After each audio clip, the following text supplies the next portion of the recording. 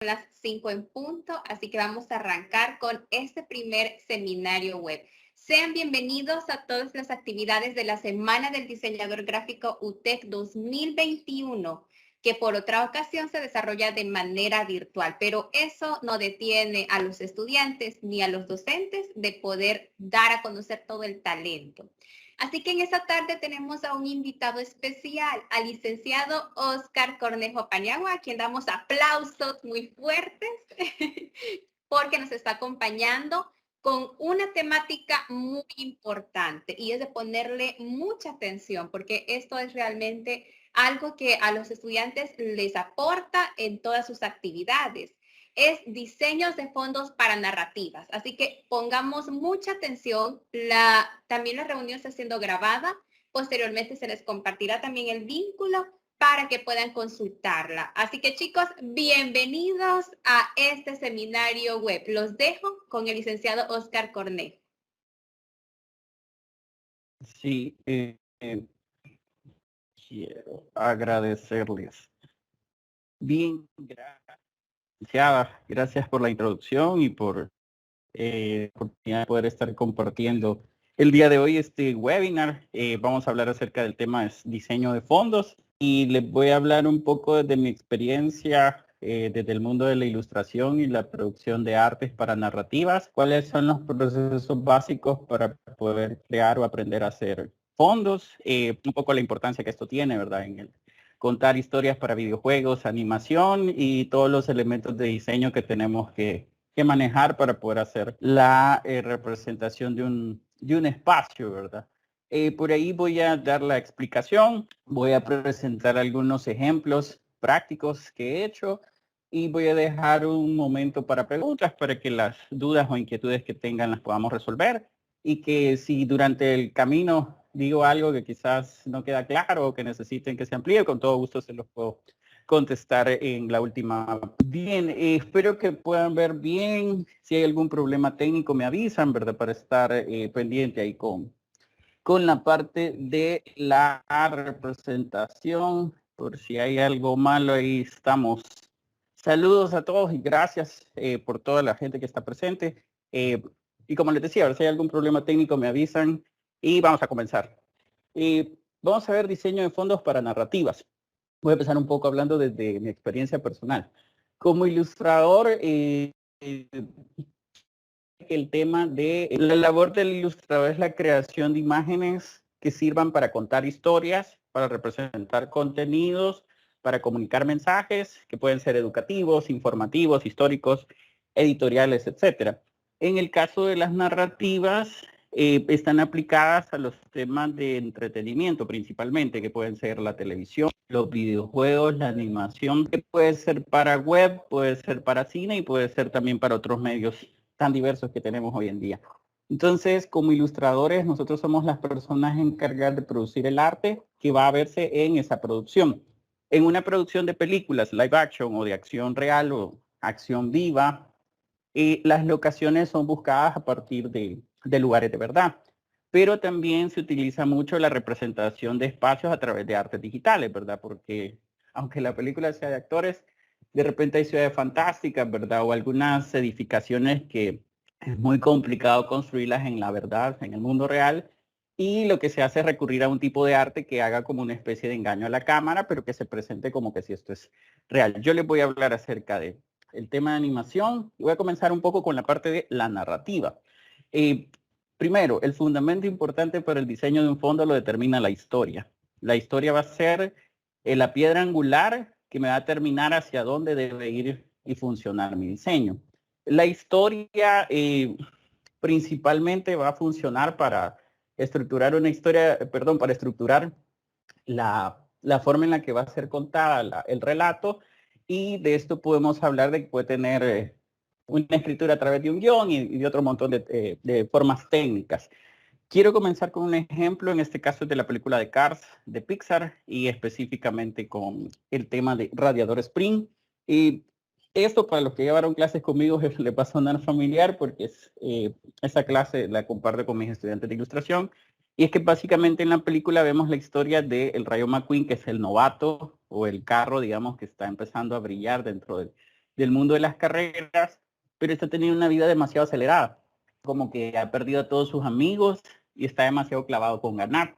Entonces por ahí él necesita saber que no puede hacerlo todo perfecto y que necesita gente que le ayude. Entonces eso por ahí donde me parece que viene la parte buena de que él se pierda. Él se pierde y llega a un pueblo en un sentido de competencia donde él está enfocado en ganar porque se da un triple empate y llega a un lugar llamado Radiador Spring que está, digamos que en medio de la nada olvidado. La pregunta acá, ¿qué es lo que hace un radiador en el carro, verdad? Si ustedes alguna vez les ha calentado el carro, se dan cuenta que el radiador sirve para enfriar.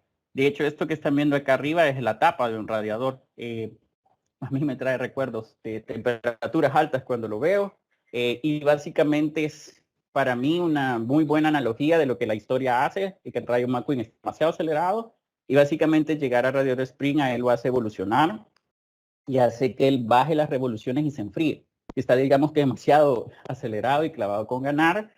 Y al conocer a sus amigos entiende, por ejemplo, que, bueno, Dodson Hornet, Mate, etcétera, todos tienen algo que aportar. Al principio los ve como gente aburrida, que no vale la pena, que está atrapado, pero luego el enfriamiento de él le hace un mejor competidor y también lo hace una mejor persona. Esa es una parte importante de la narrativa, porque, por ejemplo, en el diseño de Cars, básicamente todo está hecho con respecto a piezas. La copa pistón, ¿verdad? El cono comodín o incluso los mismos insectos están diseñados con las estructuras de diseño de la narrativa de los carros. Los aviones, los trailers, los barcos, en ese mundo y en esas reglas todos son vehículos. Entonces, si vemos, por ejemplo, una montaña o vemos otro espacio, vamos a encontrar una estructura.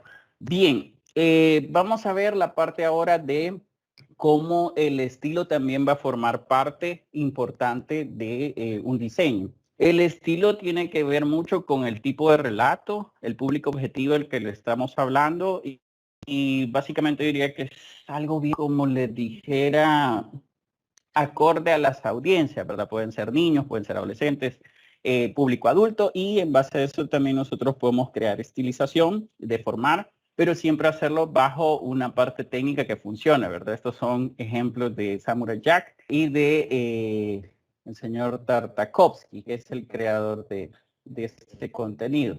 Bien, con respecto a esto, quiero que vean una parte importante que es la parte técnica y de la parte de lectura también de la parte de lectura de todos los elementos que hay y cómo a pesar de que hay tantos elementos los podemos ver en orden a través de nuestro ojo, ¿verdad? Entonces también hay elementos que los vamos a leer por iluminación, por enfoque, por posición, ¿verdad? En la composición y generalmente a los que nos gusta ilustrar nos da mucho por hacer personajes. Digamos que estamos más entrenados en hacer figuras como personajes y que digamos que a veces los fondos los dejamos un poco de lado. A mí me pasaba un poco eso y de hecho con respecto a eso me sucedía que yo tuve que hacer un fondo para un proyecto cuando nunca había hecho nada, entonces fue como empiezo a hacer un fondo, ¿verdad? Tiene un elemento de dificultad que yo no entendía más o menos por dónde abordar, ¿verdad? Como decir, ¿qué es lo primero que debo hacer para pensar un fondo? Entonces muchos de ustedes que quizás les toque hacer fondos para algún proyecto o representar ambientes, se van a hacer la misma pregunta. Primero, para mí lo más importante es alimentarse visualmente, ¿verdad? Si yo me dedico a la ilustración, consumir mucha ilustración. Si quiero hacer videojuegos y animación, consumir mucho. Yo siempre pongo el ejemplo, si yo quiero escribir un libro, yo debo ser un lector para escribir un libro yo debo haber leído unos 5.000 millones de libros, ¿verdad? Por lo menos. Entonces, eso me va a ayudar a que mi libro, ¿verdad? Tenga yo un entendimiento y una forma estructurada para poder hacer un buen libro. Es decir, yo debo saber bien del mundo al que me voy a dedicar. Para empezar a estudiar fondos, yo siempre recomiendo en todas mis clases, lo saben mis alumnos, que empiecen estudiando este gran artista que se llama Edwin Earl, que es uno de los, digamos que principales diseñadores de fondos, en este caso de la compañía de Disney. Es uno de esos diseñadores legendarios que hacen un gran trabajo de fondos y que aquí específicamente él trabaja en La Bella Durmiente, que para mí es una obra de arte todo lo que él hizo. De hecho, la película tiene una estilización que para la época es bastante adelantada y que Disney le estaba haciendo como un reto mayor en cuanto al formato, ¿verdad? Es una película preciosa, es decir, a nivel de diseño, todas las películas Disney son espectaculares, son muy tecnológicas y muy adelantadas para su época, ¿verdad? Él se atrevió a hacer cosas, el primer largometraje que Blancanieves, por hacerse la primera película de digital que es Toy Story, y eso se vuelve como algo que cambia al mundo total de la animación, ¿verdad? Son tan importantes esos aportes, quieren hacer trascendental. Entonces este señor El Biner para mí es como una enciclopedia básica que hay que estudiar y que su estilización y forma de trabajo me parece espectacular. Dentro del diseño de fondos, estos son artes de Biner, vamos a ver elementos del diseño que son universales. Uno de estos tiene que ver con la figura geométrica, ¿verdad? Que yo he explicado en los diseños de personajes. Podemos tener figuras como círculos, cuadrados o triángulos y dan una lectura a través de su geometría a las audiencias. La figura triangular es activa, dinámica, ágil y también peligrosa. Entonces estas mismas reglas como aplican para un personaje, también aplican para el desarrollo de un fondo. Es un poco parecido como decir, la persona es mucho como la habitación o la casa donde vive. Digamos que la Baticueva es una representación de Batman. La casa de los Simpson es una representación de la familia. Entonces es como que el cuarto en el que vivimos o el espacio que habitamos es como nosotros. Entonces si el personaje, digamos que es malo, si yo pongo el ejemplo de Mordor, de Sauron del Señor de los Anillos, el ambiente es hostil, pesado, oscuro. Si yo hablo, por ejemplo, de, no sé, la casa de Voldemort, de Harry Potter, ¿verdad? Su diseño es acorde a el ambiente y a la naturaleza del personaje. En el caso técnico, ¿qué es lo que se necesita saber para poder hacer bien los fondos? El trabajo para mí en diseño de personajes, los elementos técnicos que hay que saber para mí son anatomía. Hay que saber anatomía humana. Me parece bien fundamental también entender cómo dibujar bien cilindros, esferas, cubos, conos, pirámides, que son ejercicios de dibujo al natural. Esos ejercicios pueden parecer aburridos.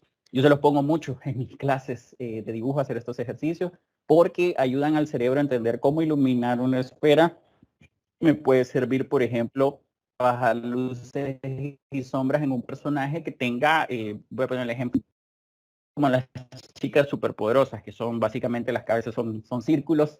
Si le damos dimensión a eso, se convierte en una esfera. Entonces, si podemos hacer dibujo de figura humana y entendemos cómo iluminar y dibujar geometrías, vamos a hacer fácil un personaje. ¿Qué se necesita en fondos? Para mí, técnicamente, hay que saber mucho de perspectiva y la perspectiva es compleja. Tiene un nivel, digamos, de entendimiento lógico que no está basado en los sentimientos ni en las emociones, sino que la perspectiva, para mí, yo recuerdo la primera vez que vi perspectiva como tema en dibujo, me costó entenderlo. Yo diría que los primeros dibujos que hice de perspectiva no lo entendía bien. Al pasar el tiempo, llevar otras materias de dibujo técnico, al hacer isométricos y entender otros conceptos, incluso por la misma práctica es que uno va desarrollando la capacidad de ver puntos de fuga, líneas y de aplicar esto en su trabajo. Cuando a mí me preguntan, por ejemplo, que me hace mucho la pregunta, mire, profe, critíqueme mi trabajo. Entonces, si es un trabajo de fondo, yo lo que voy a ver técnicamente es perspectiva, que la perspectiva esté bien y si hay una deformación de la perspectiva que tenga algún tipo de intención de estilo, porque también deformar perspectiva es bien chivo, pero acá yo pongo el ejemplo como ser abogado para conocer todas las leyes, en este caso sería estudiar dibujo al natural y entender cómo funciona el mundo real, y luego nosotros tener un conocimiento específico acerca de cómo nosotros podemos deformar esas leyes, ¿verdad? Es como yo diría, el abogado se vuelve corrupto y porque conoce bien las leyes sabe por dónde, ¿verdad? Romperlas, estirarlas y hacer con ellas lo que quiere. Entonces, eso sucede cuando nosotros entendemos bien algo, sabemos cómo se construye y luego sabemos cómo se deconstruye y podemos con eso jugar con las partes y crear algo nuevo. Y la perspectiva podemos simplificarla, ¿verdad? Por su cantidad de puntos de fuga en frontal, oblicua, y la de 3 puntos de fuga es la que se considera ojo de pájaro o ojo de gusano, que es cuando la frontal vemos un objeto que se fuga hacia el horizonte. Este yo les digo el ejemplo es, en este el ejemplo es que yo me pare enfrente del edificio y lo vea que nada más un lado se está fugando.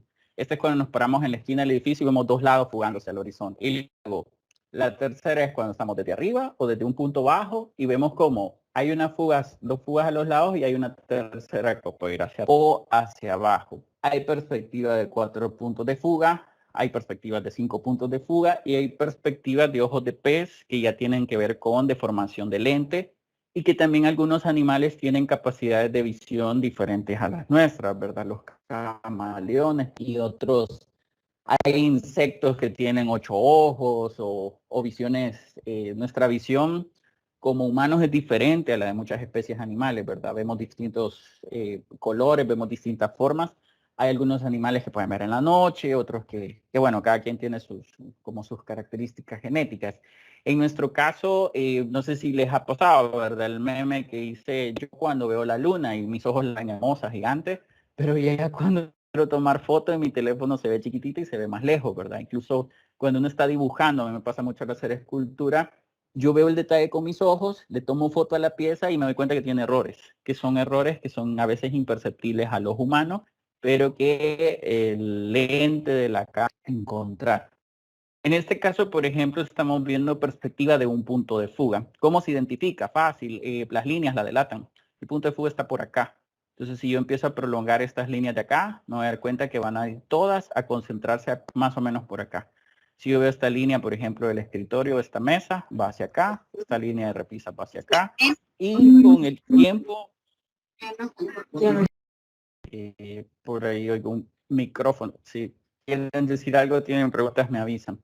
Bueno, estaba diciendo acá de la perspectiva, ¿verdad? Que las líneas, si yo direcciono esta línea, me voy a dar cuenta que me está llevando hacia un punto de fuga. Esto hay que practicarlo. La perspectiva va a ser importante para poder producir efectos de profundidad.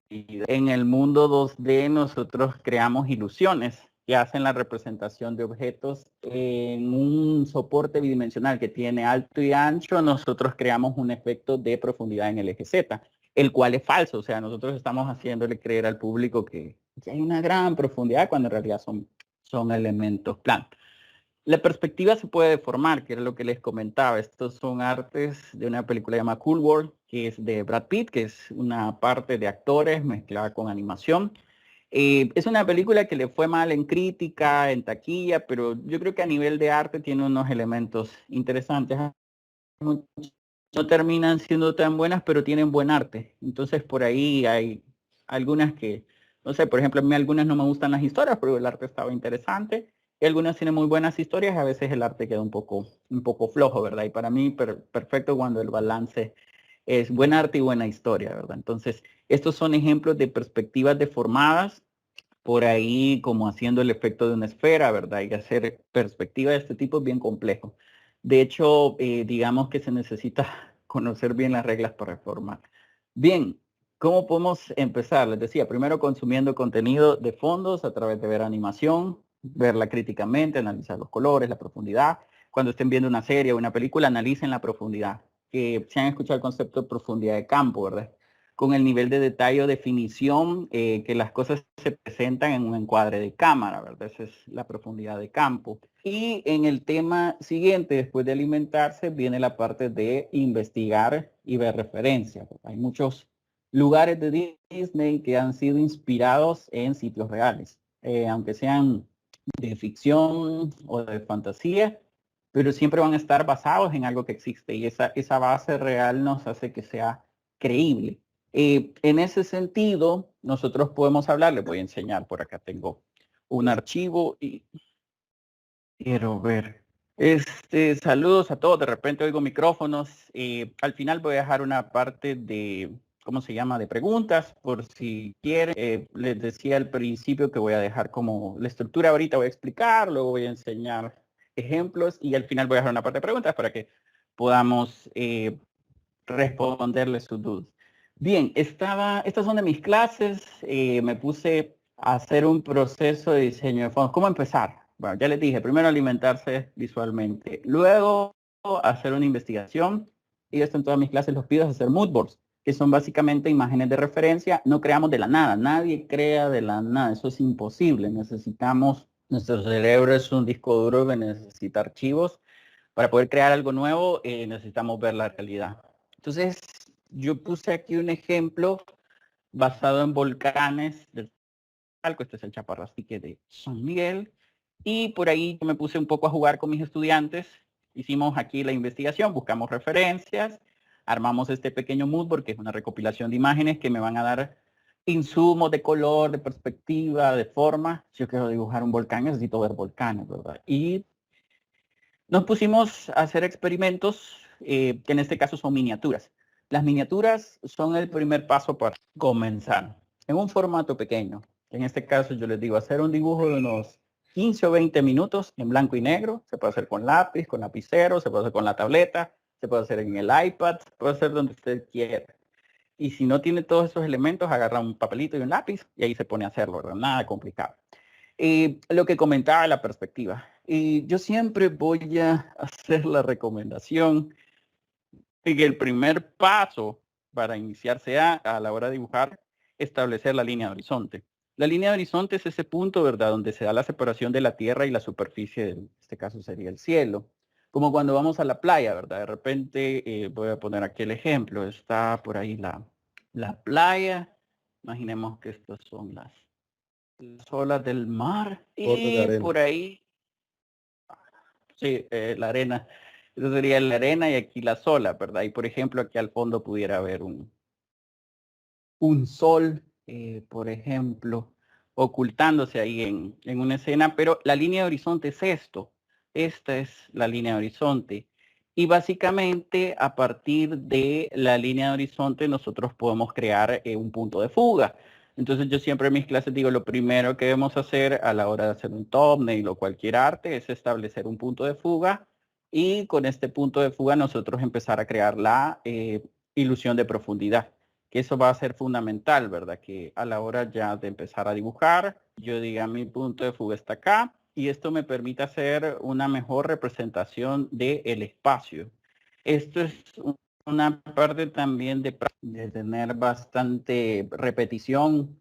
Hay muchas cosas que se van a aprender repitiendo, la verdad. Puede ser que una vez no lo entendí, pero al hacer unas 5, 10, 1000 veces, va a llegar un punto donde mi cerebro va a empezar a hacérsele mucho más fácil. Bien, aquí estoy haciendo una perspectiva, digamos, a la rápida. Le trazo unas líneas acá. Para hacer esta grid y, por ejemplo, si yo aquí digo, imagínense que no es tanto la playa y también voy a darle un poco de opacidad para que no se vea tan oscuro. Tengo ahí la grid base o la rejilla base. Entonces, por ejemplo, yo digo esto, quiero que sea un río. Entonces, yo quiero que este río tenga profundidad. Entonces, vengo haciendo esto. El objeto que está más cercano a la cámara va a ser más grande y en la medida en la que el río se vaya alejando de la cámara, se va a ir haciendo más pequeño. Si yo digo, este río a la par va a tener aquí una montaña, ya cambié de la playa a un río. Yo digo, aquí va a haber una montaña a la par y aquí va a haber otra. Entonces hago acá la montaña y luego digo, acá va a haber otra más lejana. Hago la siguiente acá más lejana y por acá más a lo lejos van a haber otras. Yo digo, por acá a lo lejos otra. Y ya cambié el paisaje. Digo, y acá al fondo va a haber otra y en esta otra va a estar el castillo o el lugar a donde va nuestra protagonista. Y va a tener por ahí un resplandor, porque, no sé, imagínense que es la torre del malvado señor del mal. Y básicamente con esta grid y este proceso yo ya empiezo a hacer la ilusión de perspectiva. Siguiente, en los procesos de thumbnails se recomienda hacerlos en blanco y negro porque en el tema del color estamos hablando de que el color, permítanme, tengo que cambiar con el tema del color va a venir después. Entonces yo digo que no es necesario concentrarse en el color en esta primera fase y dejarlo para después. Y el gris me va a permitir concentrarme en composición, perspectiva, qué es lo que quiero poner. Y por ejemplo acá hay otro elemento importante que tiene que ver con las escalas de grises y los valores de color con la distancia. Cuando los objetos están más cerca se ven más oscuros y definidos y cuando están más lejos se hacen más claros y desenfocados por los efectos de la atmósfera. Traducido esto a grises, voy a hacerlo aquí rápido, por ejemplo, puedo poner, ya digo, una capa de gris a todo esto y puedo, por ejemplo, dar una segunda capa, voy a hacerlo de esta forma, para que los objetos que están más lejos sean de gris claro. Por ejemplo, este está más lejos, va a ser gris claro. A este, como está en un plano más cercano, le voy a dar una segunda capa para que sea un poquito más cercano. A este le voy a dar una segunda capa también. Voy a por acá, pero como está igual le voy a dar otro, entonces hago otra capa acá y eso ya me está creando un como valor tonal diferente a este y este que está más cercano le voy a dar otra capa más para que se despegue y se vea más frontal. Esto es cuando ven los volcanes o los cerros a la distancia pasa eso. Y ándenlo viendo. Ahora que lo explico, ahora se lo digo a mis alumnos, ahora que les explico esto, ya tienen como despierta la percepción. Y analicen cómo el color hace que, no sé, el volcán de San Salvador, que el volcán de San Vicente, ¿verdad? Se vean diferentes a la distancia. Entonces por acá puedo poner incluso valores de blanco. Aquí en el río, aquí puedo hacer algunas nubes, como un ejemplo aquí rápido en perspectiva. Y los thumbnails sirven para equivocarse, es para pensar con el lápiz, ¿verdad? Si yo me equivoco aquí no hay ningún problema, o sea, para eso es. No es que a la primera me va a quedar bien, de hecho, el proceso es necesario para saber qué debo corregir, mejorar, o qué elementos voy a tener aquí estoy pintando un fondo tipo como que está, no sé, el sol o una gran luna gigante atrás. Bueno, ese es el ejemplo. Les estaba diciendo que esto me sirva para poder tomar decisiones de composición que después, si no funcionan, no me costó demasiado tiempo. Aquí lo que estamos haciendo como la representación de un volcán y armamos una pequeña historia con los alumnos, que era básicamente en una tierra mesoamericana donde hay poder y magia y los dioses, digamos, que tienen mechas robóticos. Aquí hay uno de Tlaloc.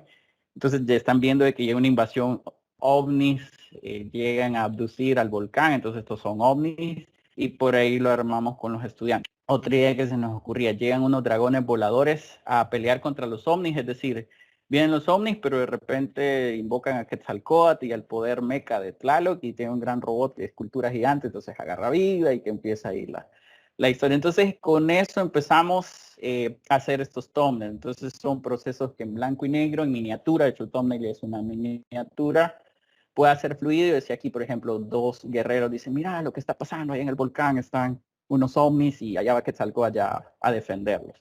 Ese es un pequeño ejemplo. Aquí está otro en proceso y ahí está la línea de horizonte, el punto de fuga y la perspectiva para que se pueda ver.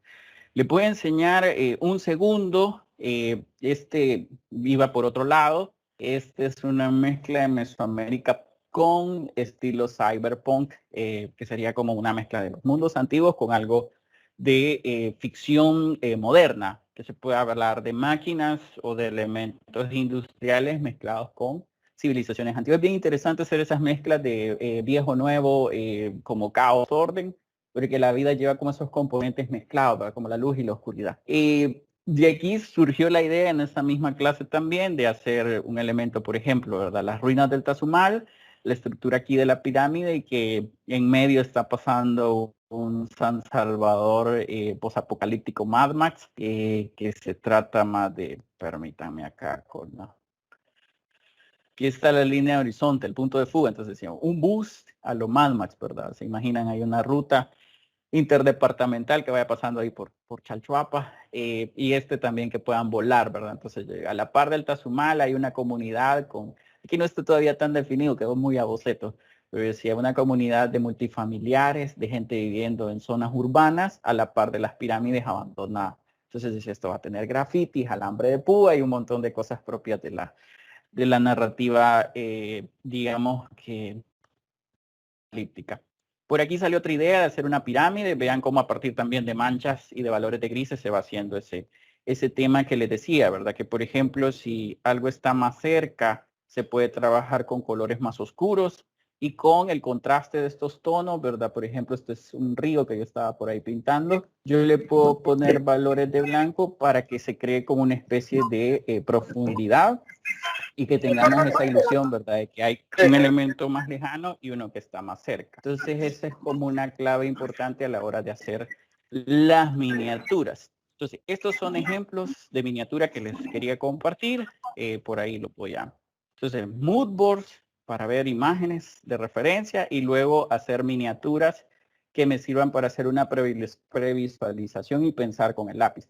Y no juzgarse si nos equivocamos, ¿verdad? Que eso también me parece bien importante, que a veces uno se equivoca y está ahí como que ya no sirvo para nada, me deprimo, ¿verdad? Y es el fin del mundo. Bien, ahí está el tema de los thumbnails. Estos son trabajos, estos son de Simón Varela para el libro de la vida. Y el proceso de Simón Varela, que es un experto en diseño de fondos, de su mayor habilidad, es este proceso. Entonces, básicamente es pensar una composición pequeña que me diga qué es lo que yo puedo hacer y que se ve interesante para luego dedicarme a hacer el arte final. Con respecto a eso, ¿verdad? Por ejemplo, este es el mundo de los olvidados del libro de la vida. Es agresivo, desolado, triste, depresivo y las figuras que lo representan son los triángulos. Básicamente es el mundo de Xibalba, si vieron la película. Este mundo es totalmente opuesto al mundo de los muertos, donde todo es felicidad, color. Y también las figuras geométricas ahí son redondas. Ese es un elemento de diseño que hace un contraste bien marcado, ¿verdad? Que es también a veces, por ejemplo, ver un castillo élfico en Señor de los Anillos va a ser muy diferente a la arquitectura de cómo sería la casa de un enano, por ejemplo, o de un hobbit. Cada uno tiene sus propios diseños, su estética, por ejemplo, el castillo de un orco, ¿verdad? Los orcos son bastante distintos a los elfos, provienen de ellos, pero hay diferencias de diseño y elementos que, por ejemplo, en los orcos todo es más oscuro y agresivo. Aquí lo mismo, ¿verdad? Vean cómo, por ejemplo, vemos los elementos más cercanos, más grandes, más oscuros, y en la medida en que están más lejos, se desaturan los colores, se desenfocan, y es también por el efecto de la profundidad y el polvo, incluso la misma contaminación, ¿verdad? A veces uno ve imágenes de China, de la India, y dicen eso no es neblina, es contaminación que está en el mismo San Salvador se nota. Si ven San Salvador en la mañana temprano, tiene ya una nube bien contaminada, ¿verdad? Que es producto de todos los escapes de los carros y un montón de contaminantes que hay. Y eso también hace que los elementos lejanos se vean desaturados y con menos color, que es algo bien característico de la óptica de la distancia, que es algo que nuestro ojo así lo percibe. Bien, estos son algunos ejemplos de diseños de películas animadas. Estos son de Intensamente, Inside Out, que es también muy interesante cómo hacen el diseño de la cabeza o de la mente de una persona, ¿verdad? Cómo es la arquitectura de un espacio. Eso es un diseño en línea y esto es ya una prueba de color. Perdón, no de color, de iluminación. Es una prueba de iluminación. Está ahí todo a línea y luego aquí ya hay una iluminación. La iluminación ayuda a centrar un punto focal y hacer que el ojo primero sepa dónde ver. A pesar de que hay tanto detalle, mi ojo no se pierde hacia dónde debo dirigir la atención, que eso es fundamental. Estos son ejemplos de thumbnails para que vean ahí el nivel de detalle, de información que pueden llegar a tener y que también pueden llegar a ser soluciones rápidas para un proyecto y que estas soluciones nos permitan tomar decisiones rápidas, decir esto funciona, este no, qué tal si combino el 1 con el 4 y me saqué una respuesta rápida, porque estamos hablando de producir. Todos los que trabajan sabrán que todo el trabajo es para ayer, es para agilizar, ¿verdad? Y el tiempo es dinero y hay un montón de factores detrás de todo esto. Bien, les muestro ejemplos por ahí que tienen que ver con color, forma, perspectiva. Esto también comunica peligro. Si vieron la pelea de Anakin y Obi-Wan, ¿verdad? Estamos siempre con esta sensación de que ya se van a caer a la lava, escogen el lugar más peligroso. Y porque todos saben qué es lo que le iba a pasar a Anakin, ¿verdad? Y cómo se va a convertir en Darth Vader, no lo sabemos. En esta película es que nos damos cuenta. Y en cada momento se siente como Hola, de ya se va a escuché a alguien por ahí, no sé si alguien quiere decir algo. Bueno, hola, buenas. voy a seguir por acá y si quieren al final dejo No preguntas. sé si se va. Hola, hola, sí escucho a alguien, no sé si tiene una pregunta o quiere decir algo.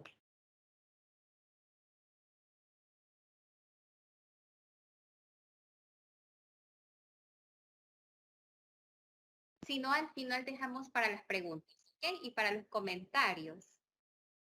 Continuemos, licenciado. Licenciado. Sí, su micrófono, Corne. Gracias, gracias. Hoy sí me oyen. Sí se escucha. Gracias. Eric, saludos también. Bien, les estaba diciendo del tema de la distancia. Acá estamos viendo cómo los elementos a la distancia van a crear una percepción de saturación de color y de desenfoque.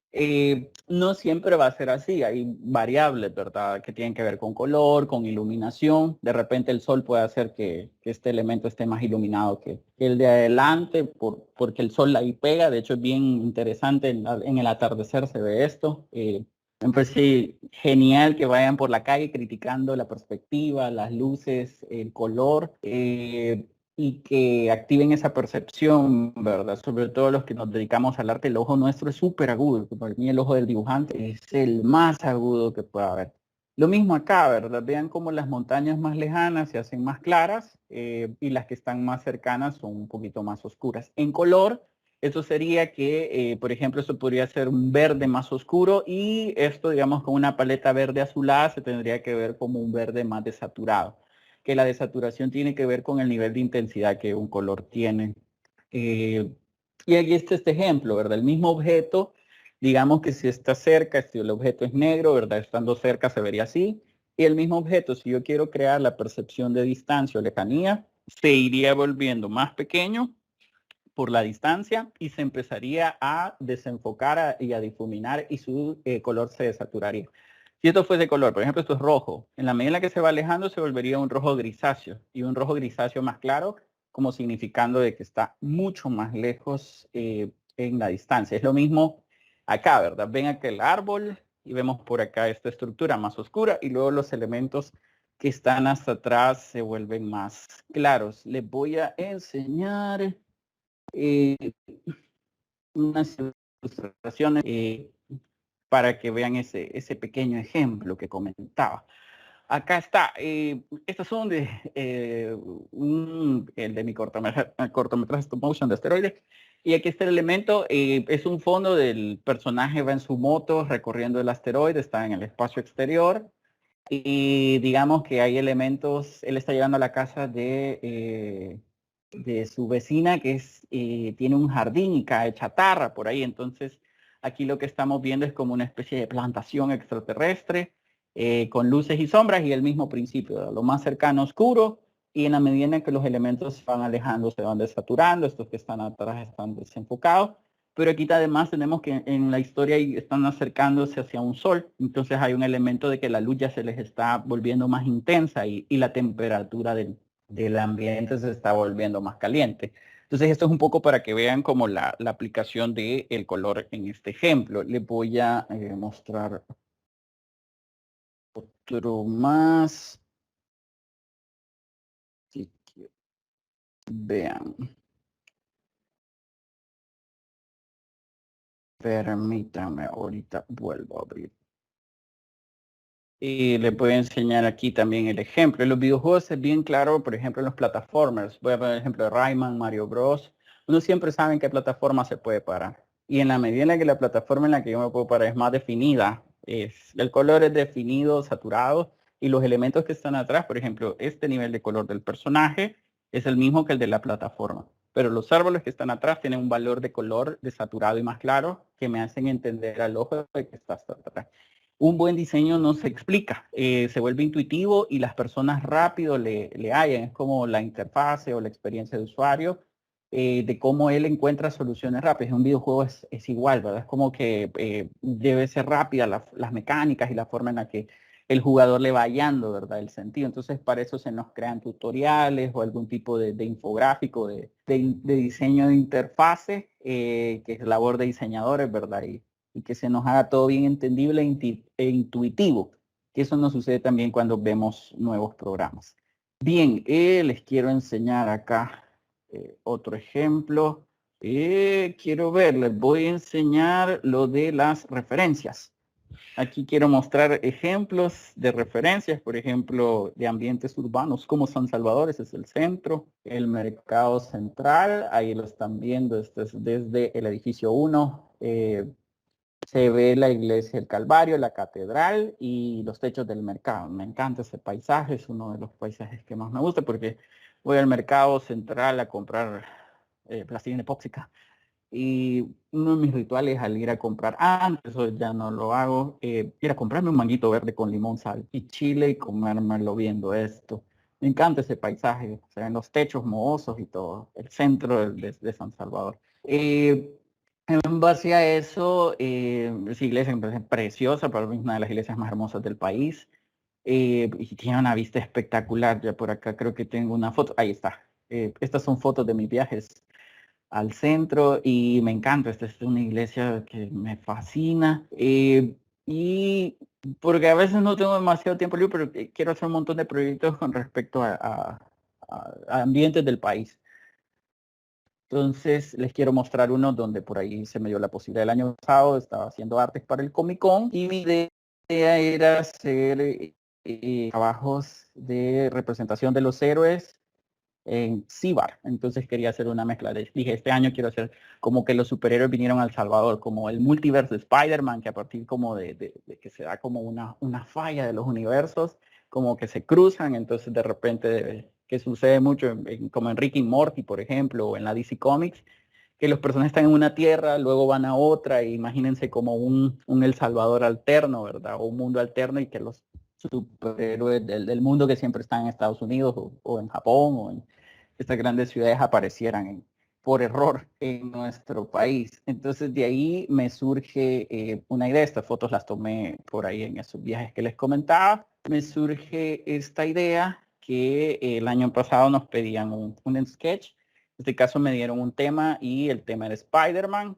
pero dentro de Spider-Man me pidieron un subtema que era el Prowler, que es el enemigo que si vieron Spider-Man Into Spider-Verse es el tío. Y bueno, hay una relación por ahí compleja. Entonces yo dije, ¿qué tal se me ocurrió hacer a Miles? Me encanta Spider-Man, la película Into Spider-Verse, es una obra de arte. Y dije, voy a hacer Prowler siguiendo Spider-Man, pero como que por error los multiversos se cruzaron y pasan en El Salvador. Entonces, ¿cómo sería Miles Morales saltando con su telaraña por ahí, por el centro? Entonces, en base a las fotos que vieron, hice este arte.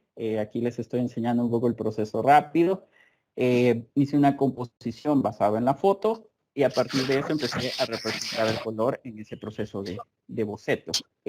Aquí están viendo el proceso, ahí está la perspectiva con el punto de fuga y les quiero enseñar el archivo para que vean un poco cómo quedó. Después les voy a enseñar este otro que es también referido a ese mundo. Bien, quiero ver. Les voy a enseñar este archivo por acá para que lo vean. Y este es el ejemplo que les quería comentar. Es básicamente como yo diría como el momento en el que los universos se cruzan y que van como cambiando de dimensión y de repente imagínense que se cruzan en Cibar en San Salvador. Entonces aquí tengo los layers, esta es la referencia. Aquí está, digamos que la catedral, la iglesia, el Calvario, el mercado central y por ahí los otros edificios. Entonces eso es lo que tomé de base para representar esto basándome en la foto, en la fotografía que tomé. Referencias, por ejemplo, el Prowler, ¿verdad? Mi moodboard de Miles Morales, del Prowler, cómo lo quería hacer, yo quería hacer mi versión, pero a veces también yo dije, pues mi estilo se parece un montón al arte de la película, pero no lo voy a hacer igual, ¿verdad? Creo que algo interesante es darle un giro al estilo. Luego hay algunos elementos de color que tienen que ver con decisiones que se van tomando y si trabajan digitalmente recomiendo separar por layers porque a veces, por ejemplo, uno quiere hacer una modificación. Entonces, por ejemplo, yo quiero que Miles Morales vaya más inclinado o que de repente no me gusta cómo se ve acá y quiero que se vea más como que está cayendo. Entonces, puedo agarrar el layer, ¿verdad? Y poderlo modificar. Sin problema. Como era un sketch, no lo terminé tanto. Fue un poco intencional que se viese como un trazo sketch, ¿verdad? Nos dijeron es un sketch a color y a veces también uno se pone demasiado exigente con uno mismo y también tiene que ver mucho con el tiempo, ¿verdad? Aquí está como el efecto ahí del cruce de los multiversos que si han visto la película, cada vez que eso pasa, ¿verdad? Se deforma y se glitchea ahí el ambiente y se cruzan ahí los universos. Y les voy a enseñar acá los otros layers de abajo, algunos efectos de luz y de color para irlos viendo, y estos son mis procesos de bocetado. Ahí está como el boceto del crawler, dibujado así a lo fluido, rápido, como para soltar un poco el trazo. Aquí tengo otro de cosas que se me ocurrieron. Por ejemplo, dije, ¿qué tal si lo hago parado acá de espaldas y que el crawler le va a caer encima? Pero al final dije, no, la perspectiva no me da bien para poder hacer eso, así que le cambié esa parte. Y otra cosa interesante, poner un layer blanco y negro. Si el color es muy complicado, sirve mucho verlo en escala de grises para poder tener una idea más clara de los valores. Este es el ejemplo de la parte de la perspectiva, hacer como la grid de que el punto de fuga está ahí, y eso me ayuda a que los demás edificios tengan una coherencia de perspectiva.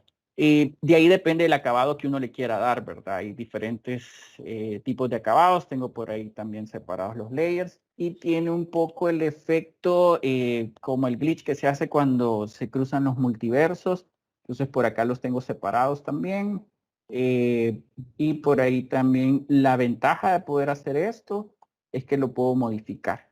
Y al modificarlo yo le puedo hacer, no sé, tanto lo que yo necesite ponerle, cambiarle, ¿verdad? Yo lo pueda modificar. Entonces eso es bien importante, tener ese orden de layers. Bien, les voy a enseñar otros ejemplos por ahí para ir. Licenciado, Sí, como usted dijo que era una especie de layer, yo quisiera saber cómo le va a quedar el trabajo completo si ya legalmente se ve terminado. este es el trabajo terminado. Así lo dejé terminado. Si quieren, voy a dejar las preguntas para el final, solo para hacer el orden, porque si no se me va a desconfigurar la ponencia, el webinar. Voy a dejar las preguntas al final y con todo gusto se las respondo. Voy a terminar este tema y de ahí pasamos a la parte de las preguntas. Y si les resuelvo. Voy a enseñar otro ejemplo. Y de ese mismo mundo, el año pasado decidí hacer el arte de mi banner del Comic Con, que se suspendió por la pandemia. Y quiero hacer a los Jokers. Quiero juntar, porque ganó el Oscar Joaquín Phoenix. Quiero a los dos Jokers, el de Heath Ledger y el de Joaquín Phoenix, y en una escena. Lo primero que se me ocurrió era bailando en el pasillo de la icónica escena y que Batman esté atrás, ¿verdad? Pero dije, ¿qué tal si vuelvo a jugar con lo del multiverso? Y dije, voy a hacer los héroes en Cybar. Y dije, el Cyberverse, y de ahí ha ido madurando y evolucionando un poco la historia. Dije, ¿qué tal si ellos aparecen como el caos y la anarquía en el de San Salvador? Y está la iglesia, el Calvario, Batman hasta arriba. Me encantó esa idea, pero luego dije, pues está complicada, porque también uno tiene tiempo. Hay tiempo que había que entregarlo, entonces no sé si puedo hacer este nivel de detalle de la iglesia. Luego pensé en el Parque Libertad, yo dije, o en la Chulona. Entonces llegué a pensar, ¿cuál es el símbolo que más representa la justicia? Entonces yo dije, este es más como un símbolo gótico que le va bien a Batman. Este es como un más del país, pero dije, sentí que la Chulona tenía como ese tema de la justicia y que ellos básicamente están como anarquistas, como opuestos a esa justicia. Entonces se me ocurrió mejor hacerlo. Dije, la vamos a hacer, que están en la Chulona con una patrulla de la PNC y se liberaron, que es un poco la escena de cuando el Joker se encuentra el caos y se libera, ¿verdad? Y se convierte en el Joker que vemos al final de la película. Entonces yo dije, hay un montón de gente atrás de ellos haciendo ahí la revolución, y me pareció interesante porque el Joker para mí es tan perfecto porque es la oposición de Batman. Batman es orden, el Joker es caos y anarquía. Y en ese sentido pensé que la justicia podría verse como una broma y que le pusieron la capucha de Batman, ¿verdad? Entonces es como estarle faltando el respeto a Batman, que me parece que el Joker es experto en eso. Y se fue construyendo esta parte de hacer la representación como de los Jokers en El Salvador, en la redondel de la Chulona, la Constitución, y en una pickup de la PNC y toda la gente atrás. Y por ahí como segmentar, este es como el Joker Heath Ledger con una luz verde, y este es el Joker Joaquín Phoenix con una luz roja, que básicamente son los colores del personaje, ¿verdad? Como la sonrisa roja y el cabello verde, y jugar un poco con eso. Entonces aquí está puesto perspectiva, hay un punto de fuga hacia arriba, hay colores también a la par que están funcionando para eso. Y les quiero, para cerrar, enseñar el último, y de ahí paso a las preguntas, para resolver preguntas.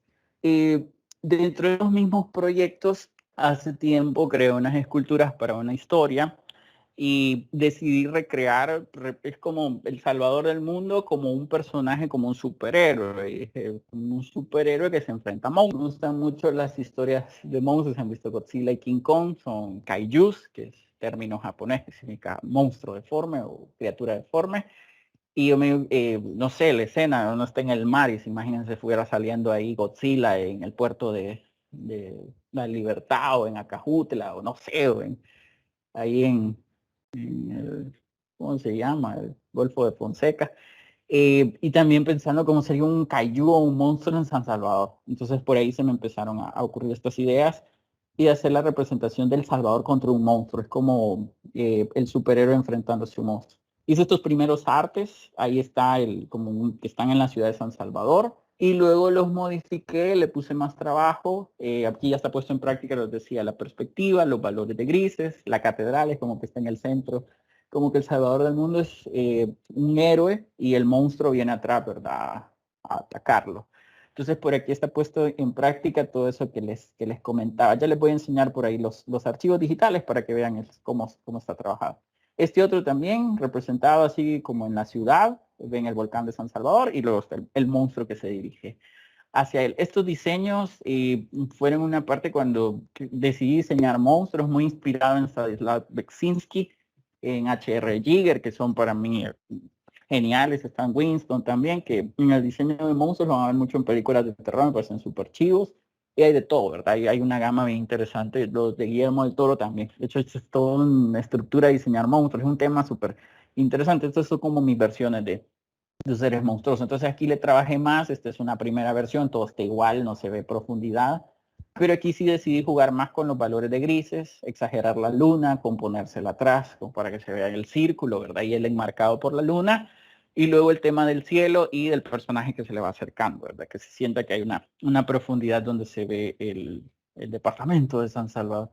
Hice esta otra como una versión preliminar, pero no me gustó. Me pareció como muy forzada. Era como que está volando, pero no me terminó de convencer. Entonces la evolucioné a esto. Es el Salvador del Mundo como Salvador del Mundo en su estructura, ¿verdad?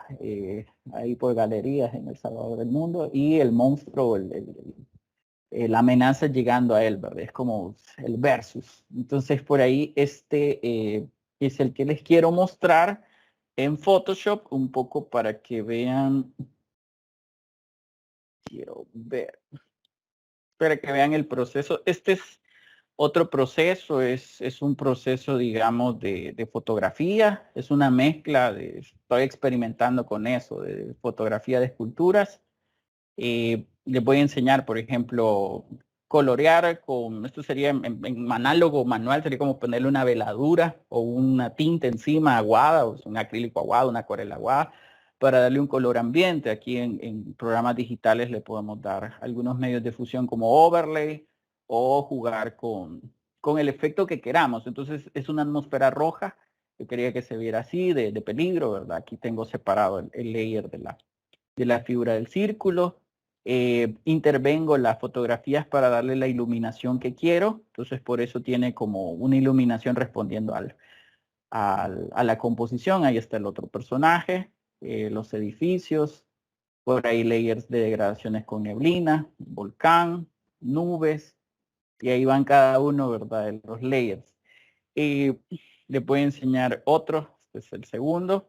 Y una recomendación también que hago es que puedan ver escalas de grises. Por ejemplo, si yo aquí tengo un blanco y negro solo para ver cómo se ve a nivel de grises. Eso ayuda mucho cuando hay demasiado color, ayuda a ordenar. Yo quiero que todos los elementos de atrás estén desaturados de color, desenfocados, porque mis puntos focales son el personaje, el Salvador del Mundo, versus el monstruo. Entonces ellos tienen, digamos, que un nivel de mayor tamaño, mayor definición, mayor contraste y los elementos de atrás están desaturados y grisáceos. Entonces, les voy a enseñar por acá los layers de esta parte para que los puedan ver por ahí. La luz ambiental, otra forma muy práctica también es trabajar como una grisalla, digamos, hacer valores de grises y encima se puede pintar.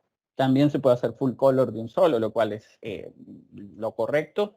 pero también a veces para producir en proyectos hay que hacer cambios. De repente un mismo paisaje se va a usar para la iluminación de noche, va a pasar también en una toma, se va a ver de día y en otra toma probablemente se vea al mediodía. Entonces funciona bien hacer un gris con valores de luces y de sombras y después colorear y tener esas versiones, que es la gran ventaja que el mundo digital nos da, ¿verdad? Que es, podemos hacer cambios que para mí son sumamente prácticos ya con el tema de producción y de tiempo de entrega.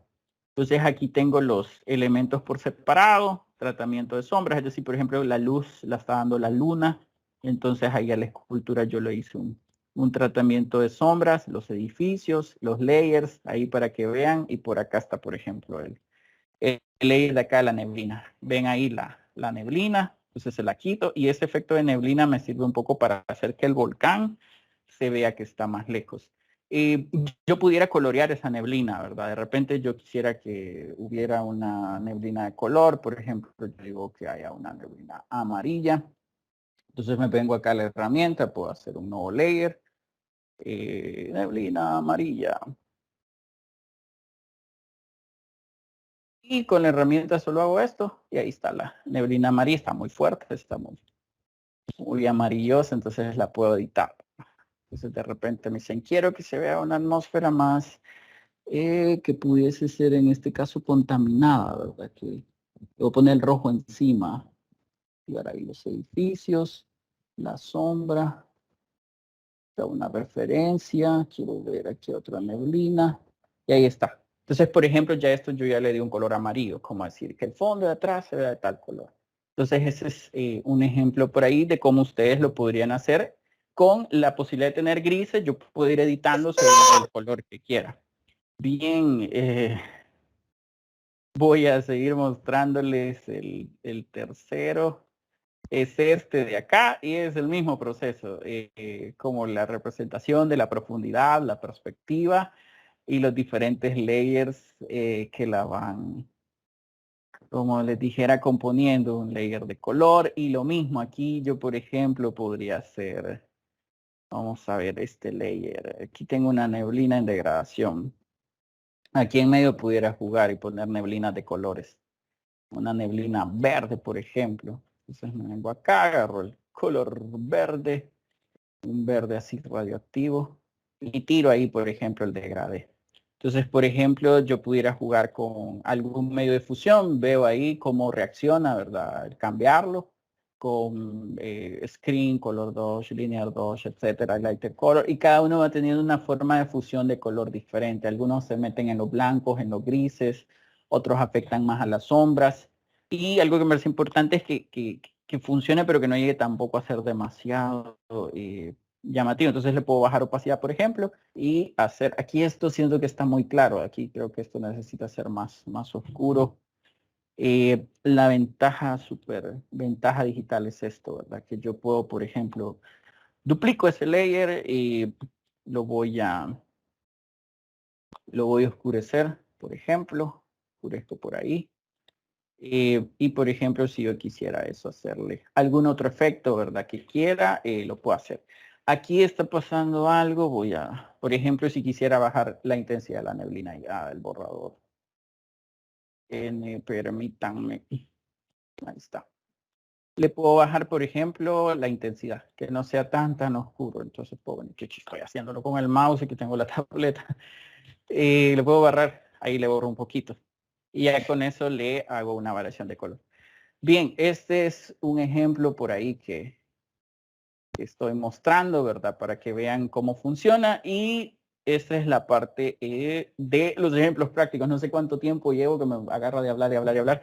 Y hoy sí voy a pasar a la parte de responder sus dudas. Y me gustaría que las preguntas que tengan, ¿verdad? Con respecto al tema, me las hagan y voy a dejar este espacio para resolver inquietudes. Así que hoy sí, abro ahí el micrófono y el espacio para contestarles. Bien, hay dos manitas habilitadas. Evelyn y Beth, adelante, y luego Alexander Coreno.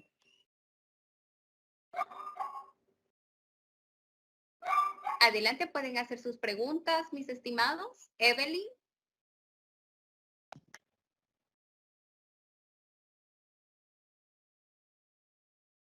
Buenas tardes, Lee. Hola. Buenas tardes. Con respecto a lo de diseño de fondos y ilustración, ¿cómo nosotros podemos empezar a promocionar? O sea, si sentimos que ya manejamos un poco la ilustración y todo esto relacionado a diseño de fondos o personajes, ¿cómo podemos empezar a promocionarnos nosotros como artistas? Depende de la promoción que quiera lograr, hacia dónde quiere llegar. Usted dice como para darse a Ajá. conocer o... Ajá, cómo empezar a darnos a conocer, cómo poder empezar a sacarle, a trabajar ya de esto. Sí, yo creo que la pregunta va un poco a la venta como artista. Es universal, ¿verdad? Creo que cualquier persona que produzca arte quiere que la gente le compre su arte o que lo contraten o le den comisiones, que es como encargarle trabajo, ¿verdad? Y yo creo primero, principalmente, subir sus trabajos a sus redes, a Facebook, Instagram, tener una website si pueden, ¿verdad?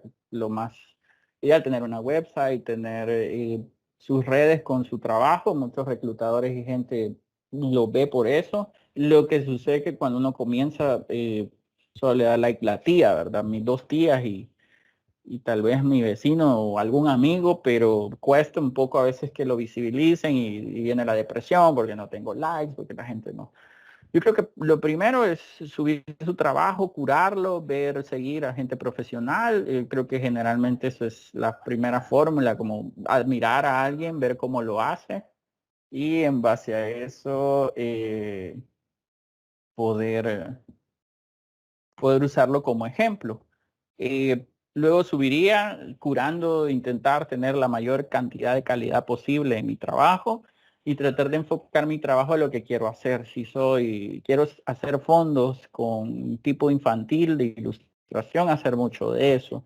Como un poco sacar la venta a la calle. Por ejemplo, ¿verdad? Uno va a la parada de buses y de repente tenés hambre, pasaba en la universidad y uno ve un pan con pollo ahí y están enfrente y se ven bien buenos y el gran olor, entonces te da por comprar. Entonces yo iría a mostrar lo que saben hacer a través de internet y que la gente los visibilice. Si, por ejemplo, yo tengo que buscarlo, ¿verdad? Es decir, fulano de tal. Yo recomendaría que tengan nombres fáciles de recordar. De repente a veces a mí me pasa mucho que digo, no me acuerdo cómo se llama, o gente que pone los nombres en ruso, en coreano o en chino mandarín. Y me ha pasado, estoy buscando a alguien y el nombre lo tiene en, no sé, en ruso. Y yo, ¿cómo pongo el nombre?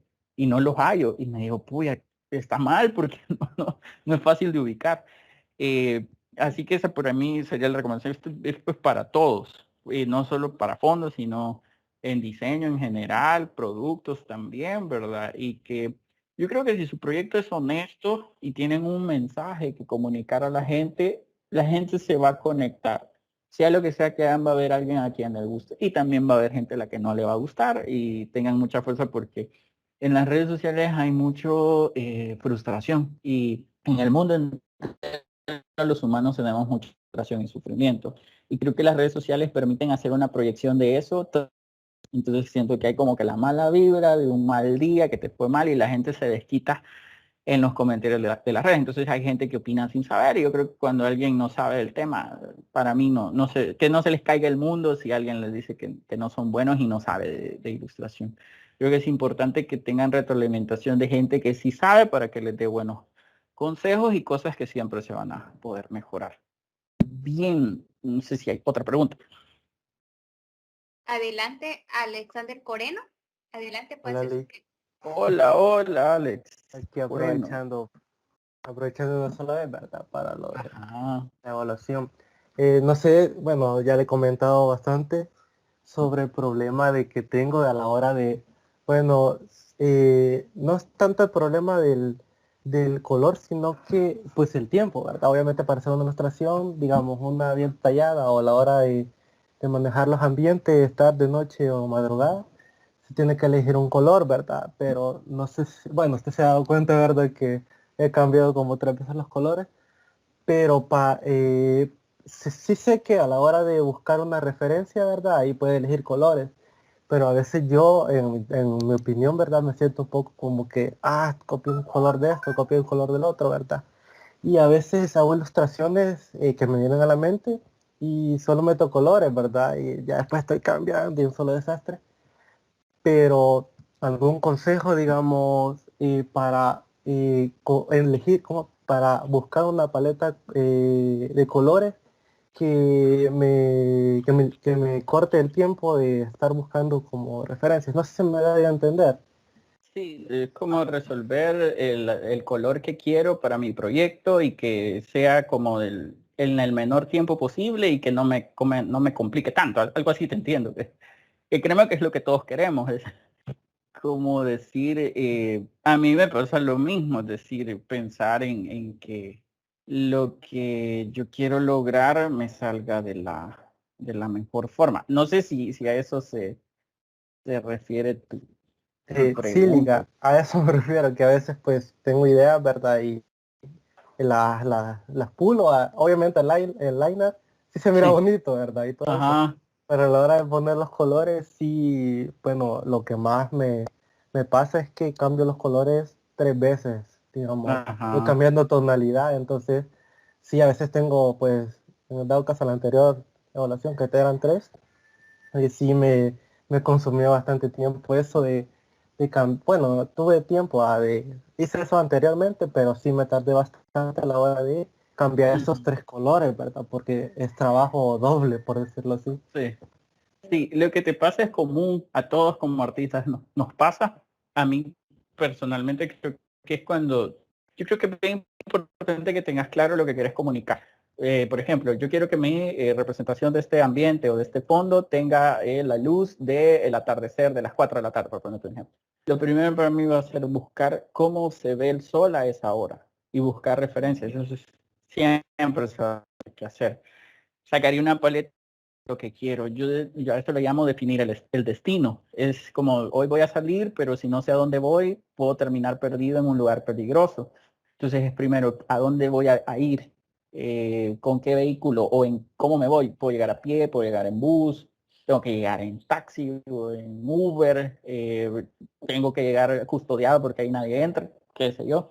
Entonces esto es igual, ¿verdad? Tratar de definir qué quiero, viendo referencias. Yo paso haciendo eso, es como me paso un buen tiempo que se va incubando la idea y me digo, no, me pasa un buen tiempo que no sé todavía cómo quiero que se vea. Como que estás buscando una ropa y te probas mucha ropa, pero todavía ninguna te queda como vos querés.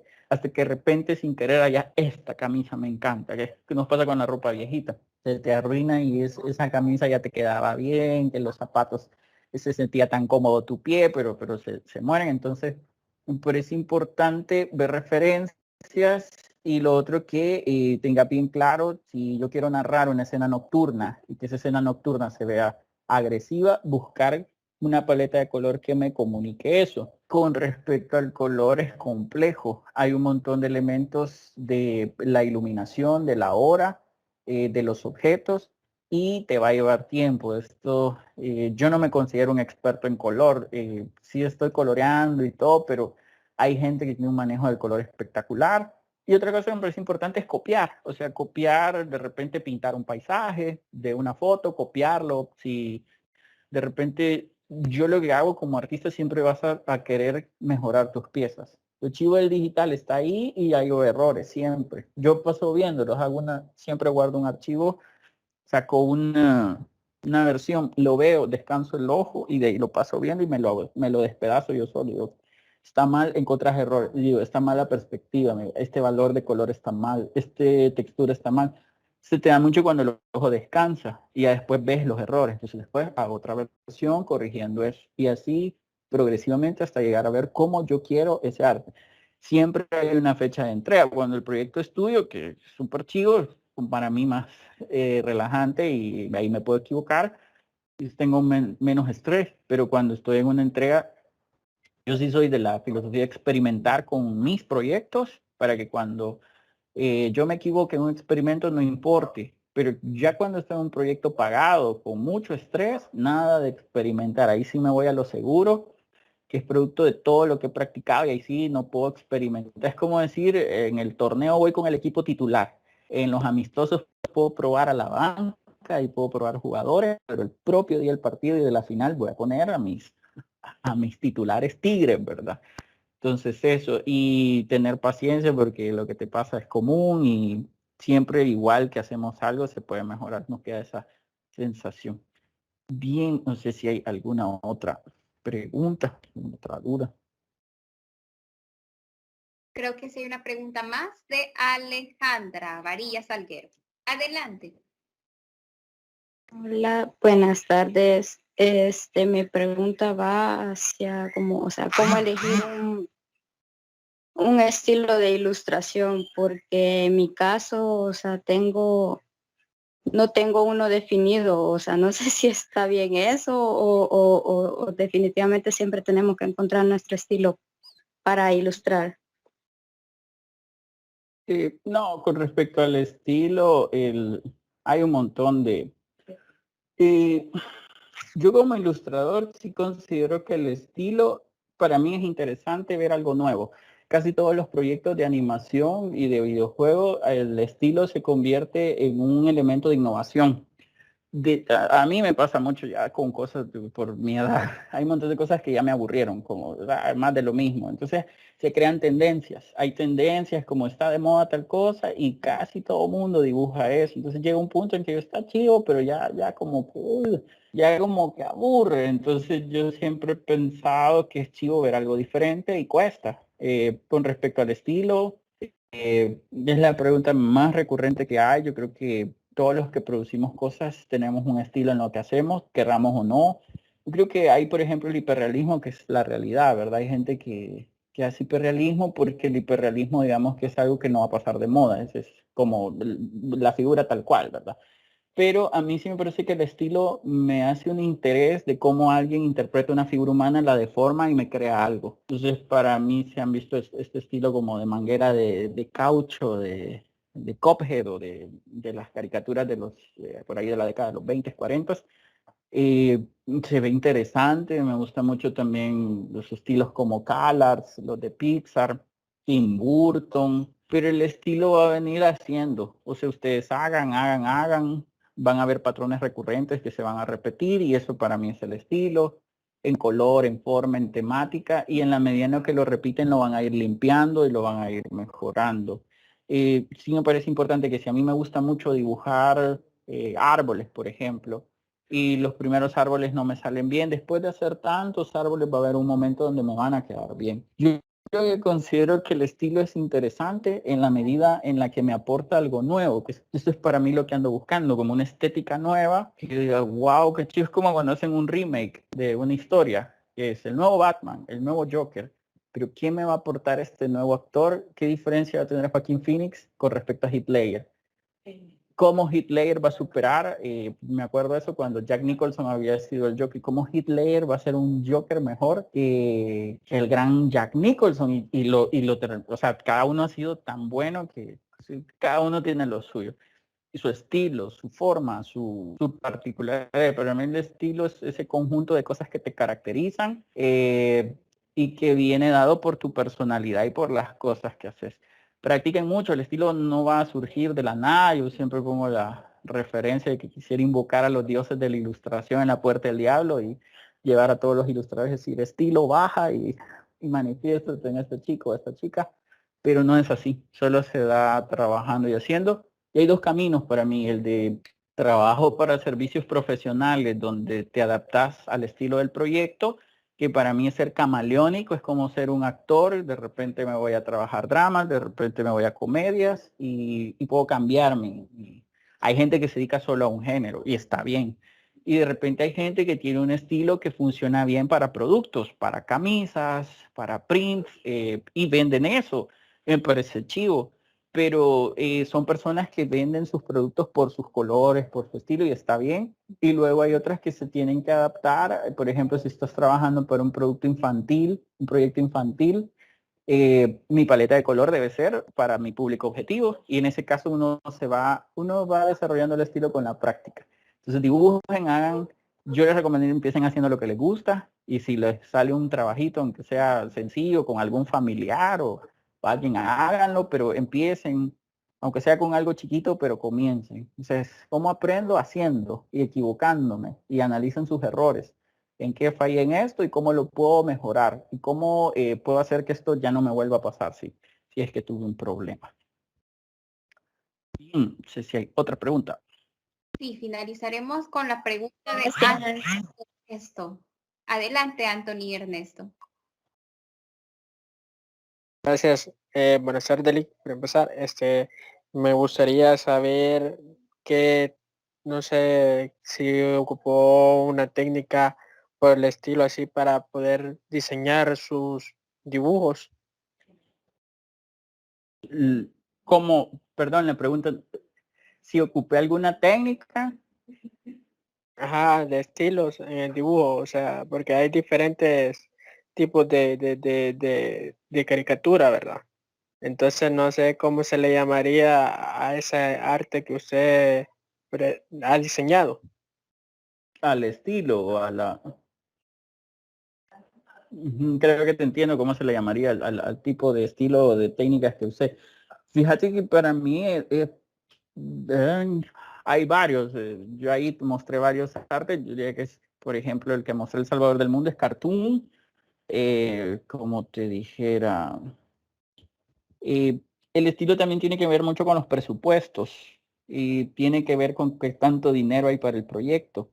Entonces, generalmente proyectos con mucha plata pueden hacer detalladísimos y hay plata para hacerlo, pero cuando tienes la plata tenés que recurrir a ser creativo y a veces por eso es que se recurre a estilos simples.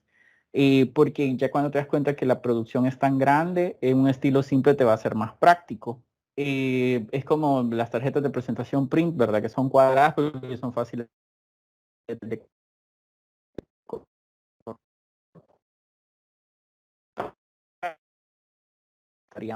más. Entonces, para mí el estilo viene dado por todo lo que he consumido. Y en este caso, yo personalmente, es como muchas las caricaturas. Yo tengo muchas influencias de Batman, de la serie animada de los 90s, que tiene un estilo arquitectónico de Art Deco. Me gusta mucho el Art Deco, me gusta mucho el Art Nouveau, hay un montón de cosas. Como dije, nosotros somos una licuadora de todas esas cosas que comemos y que para mí el estilo es esa voz propia que se vuelve ya tu sello de identidad, es decir, aquello que te hace particular y diferente a los demás. Hay un montón de cosas que vienen dadas por copiar, o sea, porque viste una cosa y así comenzamos copiando a nuestro artista favorito, pero llega un momento para mí en que empezás a hacer vos. O sea, es como, yo vi una frase bien chida que dicen que la dijo Jackie Chan, no sé si la dijo de verdad, pero decía, yo no quiero ser el sucesor de Bruce Lee, yo quiero ser Jackie Chan. Entonces me pareció fenomenal porque Jackie Chan es Jackie Chan, no es el sucesor de Bruce Lee. Bruce Lee es Bruce Lee y Jackie Chan es Jackie Chan con un estilo. Jackie Chan hace piruetas, saltos mortales y un montón de cosas que yo creo que ningún otro actor había hecho, que son diferentes a las de Bruce Lee. Entonces para mí, por ejemplo, como yo veo ahí los choris, ¿verdad? Y de repente hay un montón de choris chafas. Y yo digo, si yo vendiera hot dogs y no soy el chori, no usaría los colores de ellos, me alejaría totalmente de la tipografía. Entonces yo, ¿por qué parecerse a algo? Que es que he entendido porque quieren vender, pero yo trataría de buscar algo original y propio, que sea diferente a lo que el otro está haciendo. Pero por ahí, o sea, yo vengo de un montón de influencias que tienen que ver con animación. Tengo muchas influencias de Street Fighter, de Dragon Ball, de Batman, y cuando veo mis orígenes, incluso hay gente que me dice, hey, se parecen a los tuyos, sí, porque soy fan de ese contenido, incluso uno dibuja mucho como lo que consume. Entonces, somos como el resultado de aquellas cosas que consumimos. Entonces, como eso que han escuchado, que dicen que el cuerpo nuestro es aquello que comemos. Es lo último que comimos en 5 años, ¿verdad? Tus huesos, tus músculos son la dieta que has tenido los últimos 5 años. Entonces, así es lo que producimos, ¿verdad? Es eso que hemos estado haciendo durante la última fase del momento en el que estamos de la vida. Bien. Bien.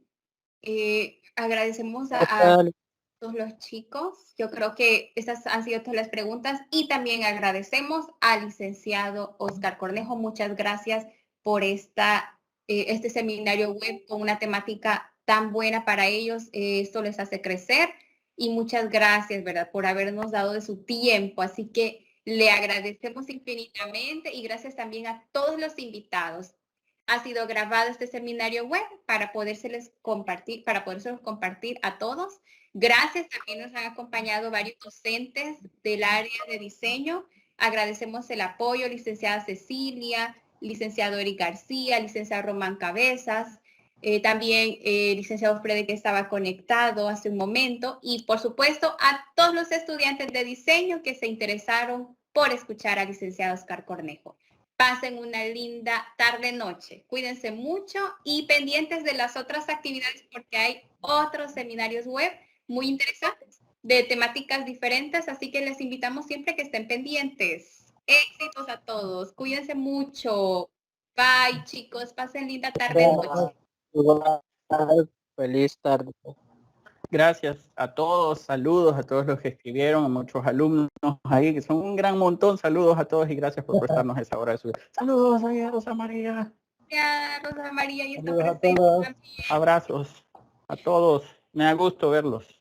Todos se portan mal, nos vemos.